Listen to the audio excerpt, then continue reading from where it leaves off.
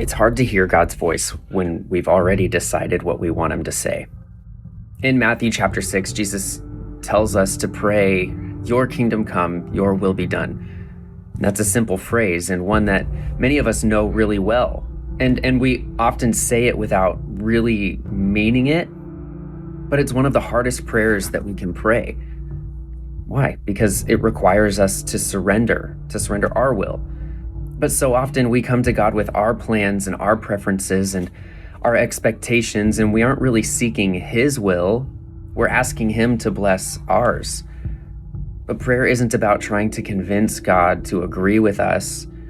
Prayer is about aligning our hearts with him. A few verses later, Jesus says, "Don't store up for yourselves treasures on earth, but store up for yourselves treasures in heaven." In other words, stop living for temporary things and start living for eternal ones.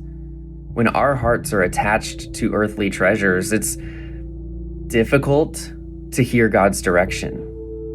But when our greatest desire is to seek his kingdom, his voice becomes clearer. So today, before you ask God for anything, take a moment and simply pray, "Lord, not my will, but yours be done." And listen, maybe you'll be surprised at what he wants to say. Hey, we're starting a new series this week, and we're going through the entire Sermon on the Mount.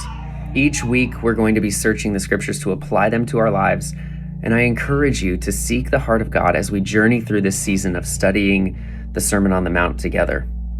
I love you guys, and I hope to see you Sunday, and I hope that you're having a great week. We'll talk to you soon.